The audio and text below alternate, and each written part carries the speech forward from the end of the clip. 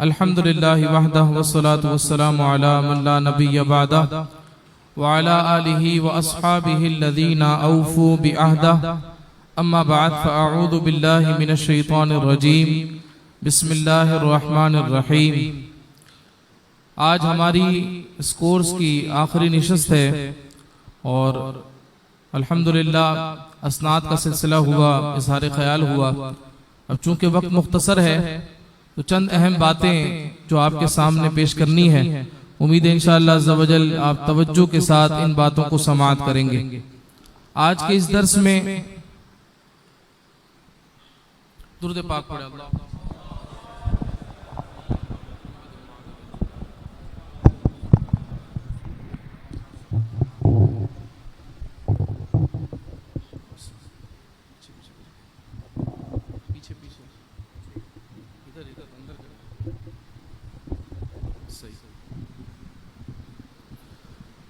मिर्ज़ा ग़ुलाम अहमद क़ादियानी के मुतालिक कल के दर्स में हमने उसकी ज़िंदगी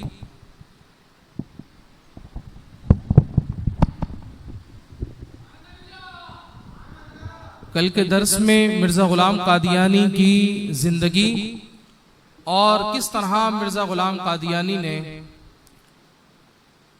वक्तन फ़वक्तन मुख्तलिफ औक़ात में वो दावे किए या वो मनासिब अपने लिए साबित किए जिसका वो बिल्कुल अहल नहीं था।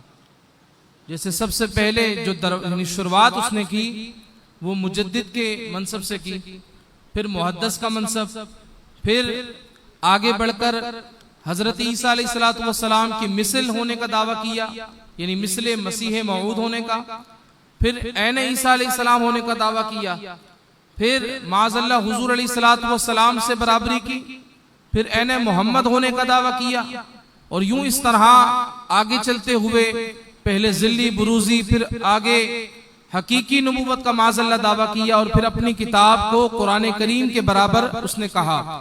और जो बातें उसने अपनी किताब में की, जो मैंने आपको कहा कि एक इंसाइक्लोपीडिया है रूहानी खजाइन के नाम से, कि जिसके अंदर मिर्ज़ा ग़ुलाम क़ादियानी की तमाम तसनीफात, तमाम रसाइल, तमाम कुतुब आज भी मौजूद है, आज भी छपती है, आज भी क़ादियानी इन किताबों से तबलीग करते हैं।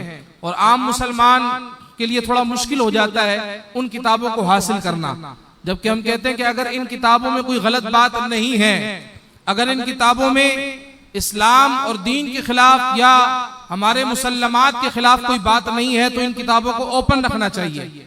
और मैंने पिछले दर्स में ये भी कहा था कि हमारे इदारों को चाहिए, हमारी हुकूमत को चाहिए कि वो इन किताबों पर मजीद तहकीक करवाए। बड़े मुहक्किकीन, बड़े प्रोफेसर, बड़े आला किस्म के लोग हमारे मुल्क में मौजूद हैं, उन्हें ये किताबें दी जाए ताकि वो मजीद तहकीक करके इस मजहब के मुतालिक मुसलमानों को आगाह करें। बहरहाल इसकी बहुत सारी गुस्ताखियां हैं जो यहाँ मेरे सामने कोर्स में मौजूद है। ये जो कोर्स है खत्म नबूवत फोरम कराची का, जिसे आप देख रहे हैं, अल्हम्दुलिल्लाह ये कोर्स तीसरी मर्तबा शाया होने जा रहा है।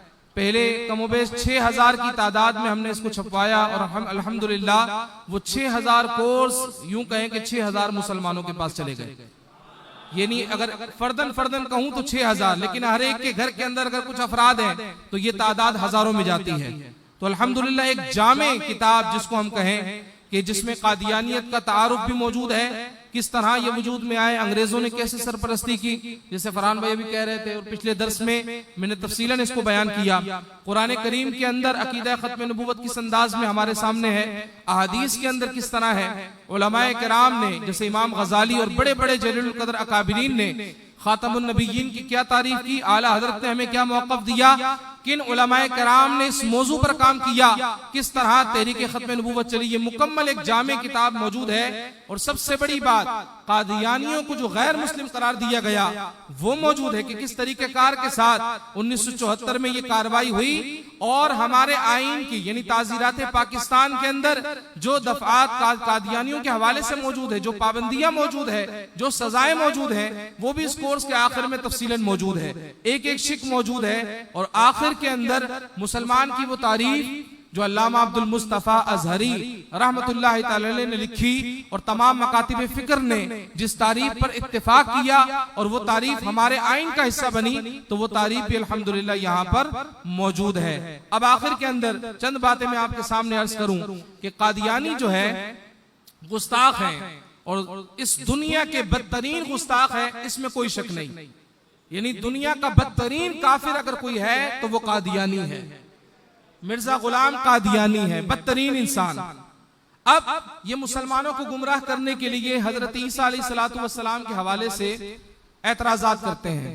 वो कहते हैं देखे भाई, हजरत ईसा अलैहिस्सलाम भी तो कुर्बे कयामत में आएंगे, और हजरत ईसा अलैहिस्सलाम जब आएंगे क्या वो नए नबी नहीं है? और इसी तरह मिर्जा गुलाम कादियानी ने ज्यादा तौर पर जो अटैक किया वो हजरत ईसा की जात पर किया। इसकी एक बड़ी वजह थी, वजह ये थी कि देखें अहले सुन्नत व जमात का मुसल्लमा अकीदा है कि हजरत ईसा अलैहिस्सलाम कुर्बे क़यामत में आएंगे। जुमहूर उलमा का अकीदा है कि कुर्बे क़यामत में आसमान से हजरत ईसा अलैहिस्सलाम तशरीफ लाएंगे। अब मिर्जा गुलाम कादियानी ने हजरत ईसा की जात पर जो झूठ बांधे, जो बहतान बांधे और माज़अल्लाह उनकी जात को बुरा बनाने की कोशिश की लोगों के सामने, और अपनी कई गुफ्तगू के अंदर अपनी किताबों में उसने ये बात लिखी कि हजरत ईसा अलैहिस्सलाम का माज़अल्लाह इंतकाल हो गया, उन्होंने 120 साल उम्र पाई, 100 साल उम्र पाई, उनका मजार कश्मीर में है, फला जगह है। ये वो कहता रहा। वजह क्या थी? ताकि लोग हजरत ईसा अलैहिस्सलाम के लिए जो दिल में मोहब्बत रखते हैं वो कम हो जाए। और मिर्जा गुलाम कादियानी जब अपने आप को मसीह मौऊद होने का दावा करेगा, वो कहेगा कि जो मसीह आने वाला था वो मैं हूं, तो वो जो कमजोर लोग होंगे ईमान के एतबार से, जो उसकी बातें सुन सुनकर कमजोर हुए, वो इसके दावे को कबूल कर लेंगे। इसलिए इसने सबसे ज्यादा हजरत ईसा अलैहिस्सलाम की शान में गुस्ताखियां की और माज़अल्लाह उनको बुरा भला कहना शुरू किया। अब मैं चंद बातें मिर्जा गुलाम कादियानी की आपके सामने पेश करूं जो उसने हजरत ईसा अलैहिस्सलाम के हवाले से की है। मिर्जा कादियानी लिखता है, रूहानी खजाइन जिल्द नंबर 22 पर यह मौजूद है। वो लिखता है कि खुदा ने मुझे मुसलमानों और ईसाइयों के लिए मसीह मौऊद करके भेजा है। माज़अल्लाह, क्या कहता है? मुसलमानों और ईसाइयों के लिए मसीह मौऊद करके भेजा है। इसी तरह एक और जगह लिखता है कि खुदा के रहम ने तकाजा किया कि आसमान से नूर नाजिल हो, सो मैं वो नूर हूं और वो मुजद्दिद हूं जो खुदा के हुक्म से आया है, और बंदा मदद याफ्ता हूं, और वो महदी हूं जिसका आना मुकर्रर हो चुका है, और वो मसीह हूं जिसके आने का वादा था। यानी इमाम मेहदी भी खुद बनना चाहता था, माज़अल्लाह हजरत ईसा के मनसब पर भी खुद को बिठाना चाहता था, और यूं इस तरह ये अपनी किताब में दावे करता गया। खुतबा इल्हामिया किताब है, सफ़ा नंबर 18, उसके अंदर इसने ये बात लिखी।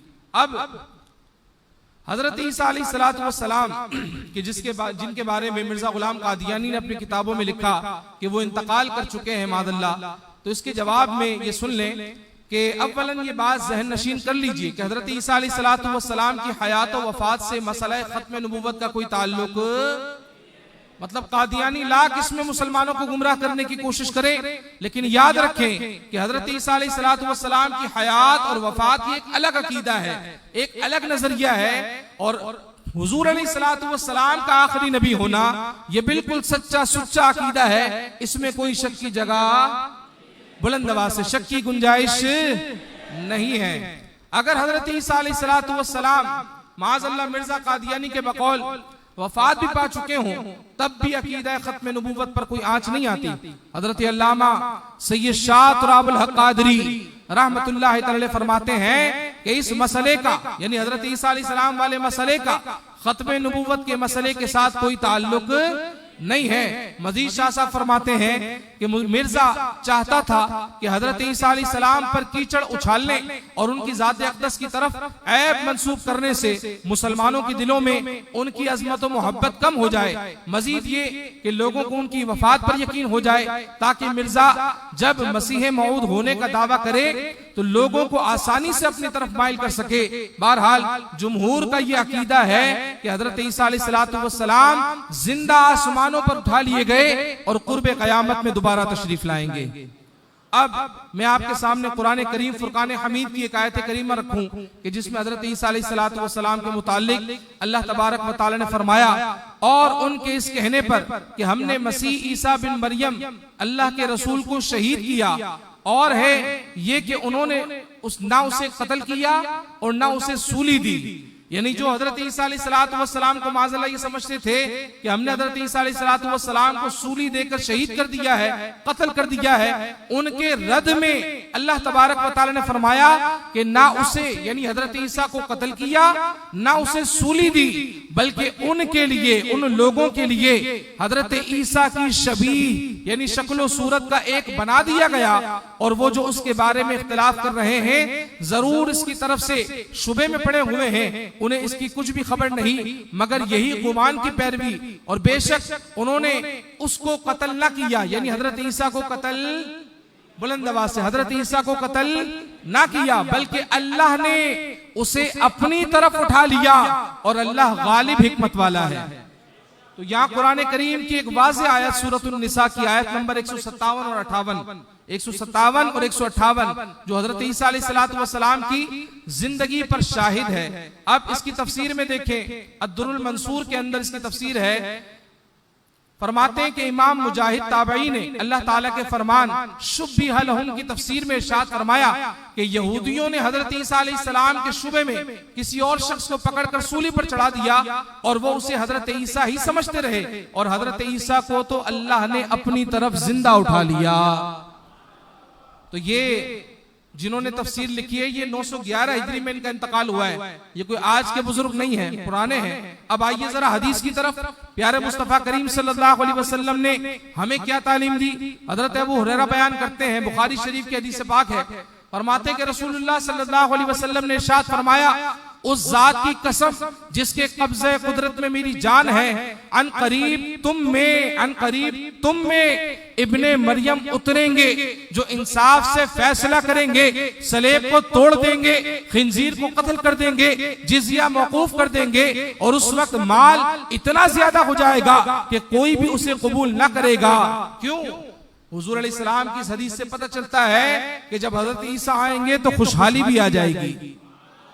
अल्लाह के नबी जब आएंगे कुर्ब क़यामत में तो खुशहाली भी आ जाएगी। और हुजूर का फरमान हक है, जब मुस्तफा ने कह दिया हजरत ईसा आएंगे तो हजरत ईसा, तो मिर्जा कुछ भी कहता रहे, इसकी नस्लें कुछ भी कहती रहे, जो दावे करे, अहादीस की जो मन घड़त तशरीह और तावील करती रहे, हमेशा याद रखें जो मुस्तफा ने फरमा दिया वो हक है कि वमा यंतिकु अनिल हवा, मुस्तफा अपनी तरफ से कुछ नहीं कहते, इन हुवा इल्ला वहयु यूहा, अरे वो तो वही कहते हैं जो रब उनसे फरमाता है।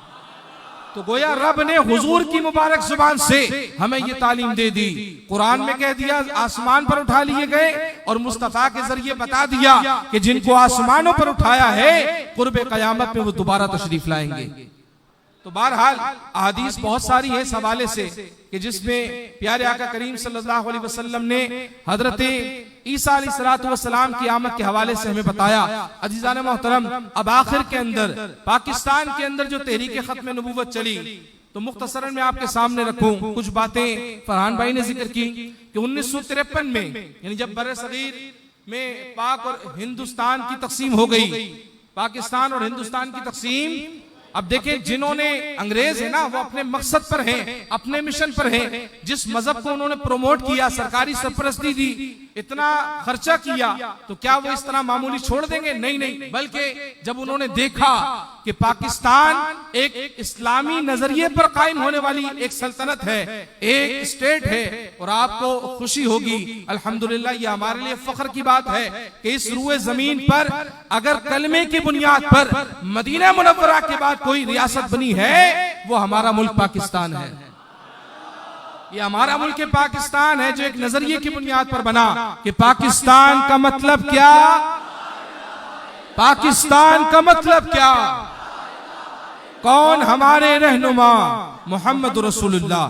तो कुफार को तो हमेशा से पाकिस्तान से नफरत, अब हुआ क्या कि जो कादियानी बरसगीर में काम कर रहे थे तो पाकिस्तान बनने के बाद वो पाकिस्तान में भी रहे और इब्तिदाअन बड़े बड़े ओहदों पर रहे, चाहे वो हमारे खुसूसी इदारों के ओहदे हो, चाहे वजीर खारजा का हमारा ओहदा हो, उस पर भी कादियानी रहे।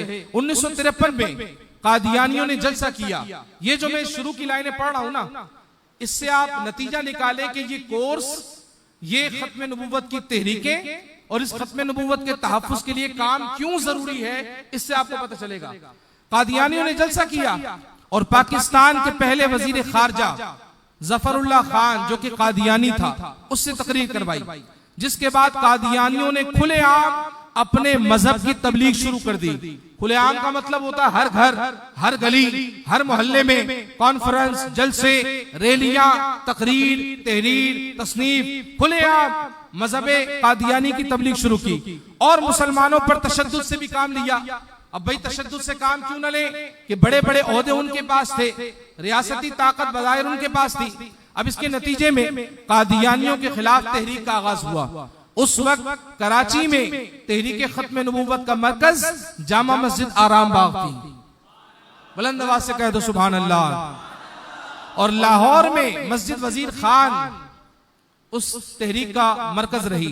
मुसलमान अपने मुतालबात के साथ एहतजाज करने लगे। इस तहरीक की क़यादत अल्लामा अबुल हसनात सैयद अहमद कादरी रहमतुल्लाह अलैह फरमाते रहे। हुकूमत की तरफ से कोई कार्रवाई नहीं हुई, यानी इस तबलीग को रोकने के लिए कोई कार्रवाई, और मुसलमानों का जो एहतजाज था उसको न सुना गया, उसकी तरफ तवज्जो न दी गई, बल्कि उस वक्त के martial law administrator general Azam Khan और कादियानी मेजर जनरल एहयाउद्दीन ने मुसलमानों पर जुल्म सितम शुरू कर दिए। मुसलमानों पर खुली गोलियां चलाई गई, जिसके नतीजे में लातादाद मुसलमान शहीद हुए। और अल्लामा अब्दुल सत्तार खान नियाजी रहमतुल्लाह अलैह उस वक्त मुस्लिम मस्जिद में तकरीर कर रहे थे कि आपकी तकरीर के दौरान तकरीर को बंद करने के लिए मुस्लिम मस्जिद के मीनार पर तोप से गोलाबारी की गई। ये पाकिस्तान की मैं बात कर रहा हूं भाई, 1947 में आजाद होने वाले इस मुमलिकत खुदादाद पाकिस्तान की बात कर रहा हूं कि जिसमें मस्जिद के मीनारे पर एक तोप से गोलाबारी की गई। आज कोई पत्थर भी मार दे, हम क्या कहते हैं, कैसा बंदा है, ये तो गुस्ताख है, बेअदब है, मस्जिद में ये इस तरह का काम कर रहा है। लेकिन उस वक्त गौर करें, तोप से गोलाबारी की गई। क्यों? कादियानी आजाद थे। क्यों? कादियानियों पर पाबंदियां नहीं थी। क्यों? इन पर सख्ती नहीं की गई। कोई आईन उस वक्त कादियानियों के हवाले से मौजूद, इसीलिए इस तरह की गुंडागर्दी कर रहे थे और हुकूमती मशीनरी को इस्तेमाल कर रहे थे। बहरहाल आप और सुने और फिर उन लोगों के मुकद्दर पर रश करें कि जिन्होंने अकीदा खत्म नबूवत के लिए अपनी जानों का नजराना पेश किया। जो मुसलमान डटे रहे और मस्जिद वजीर खान में जब गोलियां चलाई गई तो कहते हैं कि 3-3, 4-4 मंजिला मुसलमानों की लाशों के ढेर लग गए और सिर्फ वही शख्स जिंदा बचा जो लाशों के नीचे दब गया था। ये मुसलमानों की कुर्बानियां हैं। और कायदीन उलमा को गिरफ्तार कर लिया गया, उन्हें जेल भेजा गया और सजाए मौत सुनाई गई। यानी जो भी खत्म नबूवत की हिफाजत के लिए उस वक्त उलमा थे, अल्लामा अब्दुल सत्तार खान नियाजी व दीगर कायदीन, सबको जेल में डालकर सजाए मौत सुनाई गई। अब पाकिस्तान के हालात कशीदा होते जा रहे थे, ये खबरें बैरून मुल्क भी जा रही थी। उस वक्त के जो उलमा थे दीगर ममालिक के, बिलखुसूस मुफ्ती आजम फलस्तीन, उन्होंने अपना भरपूर किरदार अदा किया और हुकूमत पाकिस्तान से कहा कि अगर तुमने इन उलमा को फांसी दी तो पाकिस्तान के हालात बद से बदतरीन होते जाएंगे और आपके हाथ से इख्तियार खत्म हो जाएगा। बिलाखिर वक्त गुजरा, उन्होंने इन सजाओं को खत्म किया, उम्र कैद में तब्दील किया और बाद में जो उलमा गिरफ्तार हुए थे मुख्तसर वक्त के बाद उनकी रिहाई भी अल्हम्दुलिल्लाह अमल में आ गई। लेकिन बहरहाल ये जो एक तहरीक चल गई थी, ये जो एक जोश व जज्बा मुसलमानों में था, वो कहीं ना कहीं मौजूद था।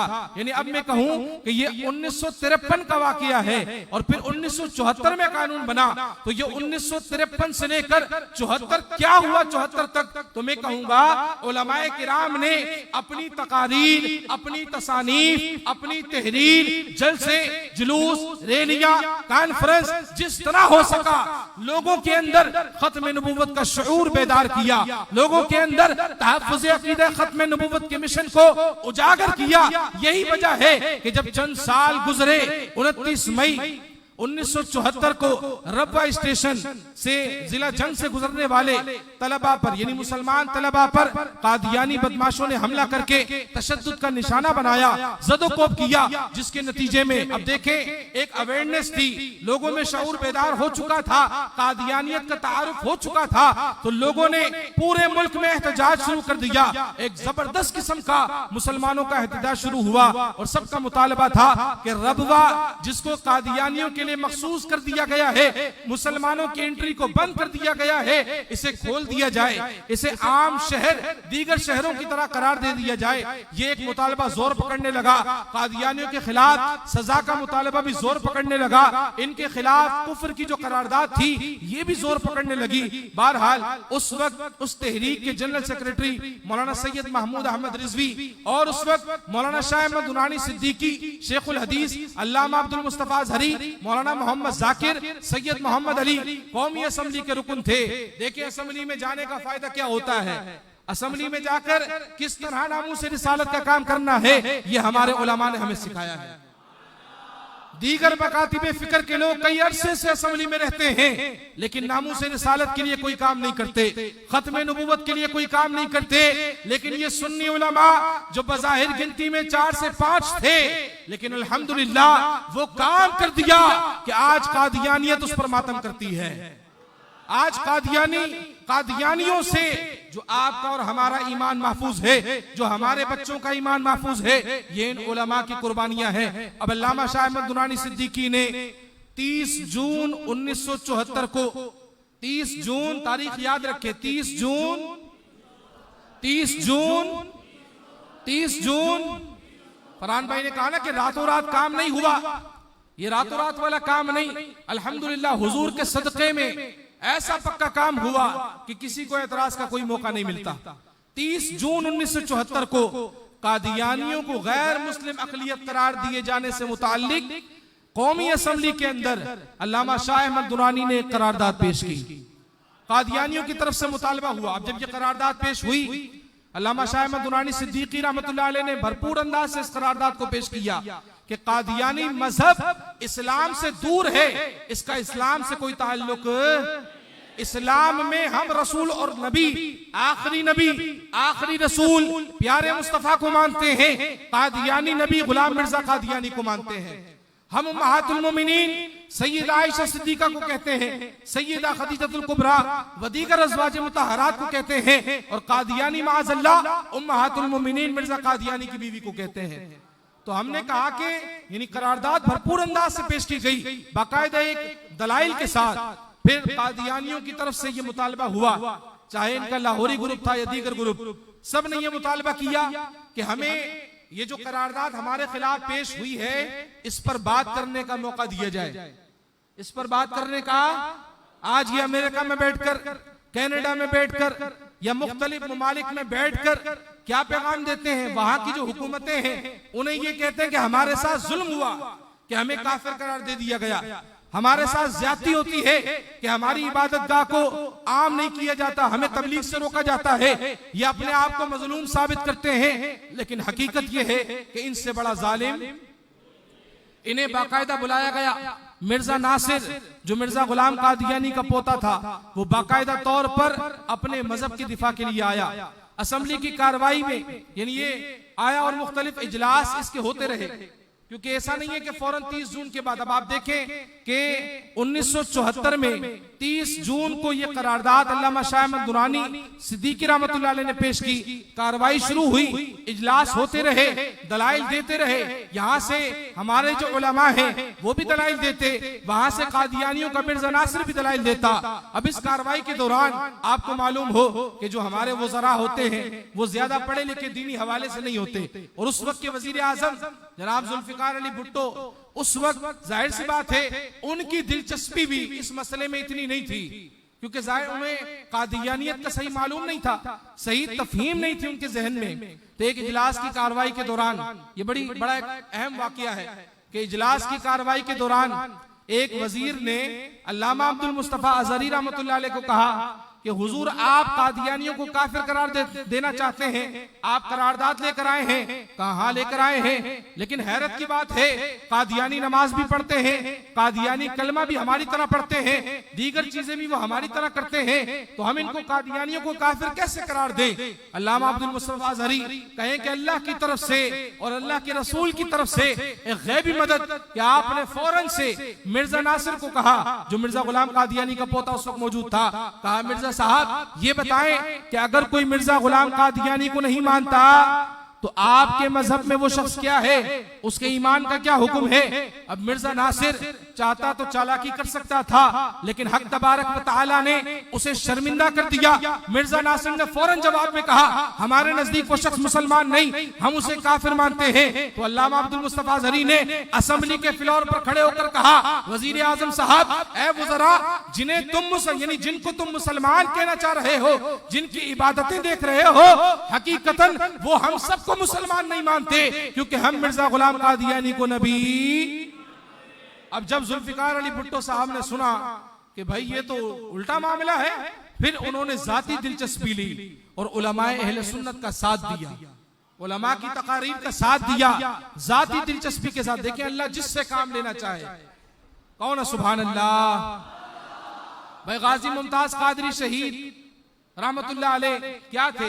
एक सिपाही थे ना, लेकिन कैसा अल्लाह ने काम लिया कि आज बड़े बड़े मुहद्दिस अपनी पगड़ी अपना इमामा उनके कदमों पर रखते हैं, है या नहीं है? तो खैर जब ये असेंबली की कार्रवाई हुई, जुल्फिकार अली भुट्टो साहब के जहन से ये बात टकराई और उन्होंने फिर इस मामले में जाती दिलचस्पी दिखाई और ये असेंबली के इजलास होते रहे और बिलाखिर 7 सितंबर 1974 को कादियानियों को कौमी असेंबली से गैर मुस्लिम करार दे दिया गया। अब मैं आपके सामने आखिर में कि कादियानियों पर कौन कौन सी सजाएं मौजूद है। अच्छा, काफिर करार देने के बाद भी कादियानियों ने अपनी साजिशें खत्म नहीं की, तो फिर 1984 में 26 अप्रैल 1984 में जियाउल हक के दौर में उसकी हुकूमत में मजीद कादियानियों पर जो है वो पाबंदियां लगाई गई और ताज़ीरात पाकिस्तान में 298B और 298C का इजाफा किया गया, जिसके तहत कादियानी जो है वो हुजूर अलैहिस्सलाम के किसी खलीफा या सहाबी के अलावा किसी दूसरे शख्स को अमीरुल मोमिनीन नहीं कह सकता, खलीफतुल मुस्लिमीन नहीं कह सकता, सहाबी भी नहीं कह सकता। कादियानी हुजूर की अज़वाज के अलावा किसी दूसरी जात को उम्मुल मोमिनीन नहीं कह सकता। कादियानी हुजूर के अहले बैत के अफराद के अलावा किसी शख्स को अहले बैत नहीं कह सकता, अपनी इबादतगाह को मस्जिद नहीं कह सकता, अपने मजहब में इबादत की तरफ बुलाने के तरीके को अजान नहीं कह सकता, अपने मजहब में इबादत की तरफ बुलाने के लिए मुसलमान की अजान की तरह कोई सूरत इख्तियार नहीं कर सकता। इसी तरह 298 की जो दफा है उसके अंदर कादियानी लाहौरी ग्रुप का कोई भी शख्स खुद को बिल वास्ता या बिला वास्ता मुसलमान जाहिर नहीं कर सकता। कादियानियों का ग्रुप अपने मजहब को इस्लाम नहीं कह सकता, अपनी तबलीग या तशहीर नहीं कर सकता, मुसलमानों को या दीगर मज़ाहिब के लोगों को अपना मजहब कबूल करने की दावत नहीं दे सकता और इसी तरह मुसलमानों के मजहबी एहसासात को मजरू नहीं कर सकता। अजीजान मोहतरम, ये वो सजाएं हैं कि ये वो पाबंदियां हैं कि जिन पर बाकायदा तौर पर इन पर सजाएं मुकर्रर है, 3-3 साल की सजाएं हैं, लेकिन आज इनके ऊपर इस तरह सख्ती से अमल नहीं हो रहा। जिस तरह दीगर चीजों में नरम हाथ रखा गया, इन पर भी नरम हाथ रखा जाता है। तो आज ये जितना मजमा है, हम ये मुतालबा करते हैं कि जो आईन के अंदर पाबंदियां कादियानियों पर मौजूद है उन पर मिनोअन अमल किया जाए और इस कानून की अपनी जान, अपनी माल, अपना इज्जत, हर चीज से बढ़कर हिफाजत की जाए। इंशाअल्लाह अज़्ज़ व जल जब तक जिंदा रहेंगे इस मकसद पर काम करते रहेंगे। वमा अलैना इल्लल बलागुल मुबीन। ताजदारे खत्म नबूवत, ताजदारे खत्म नबूवत, लब्बैक लब्बैक लब्बैक या रसूल अल्लाह, लब्बैक लब्बैक लब्बैक या रसूल अल्लाह।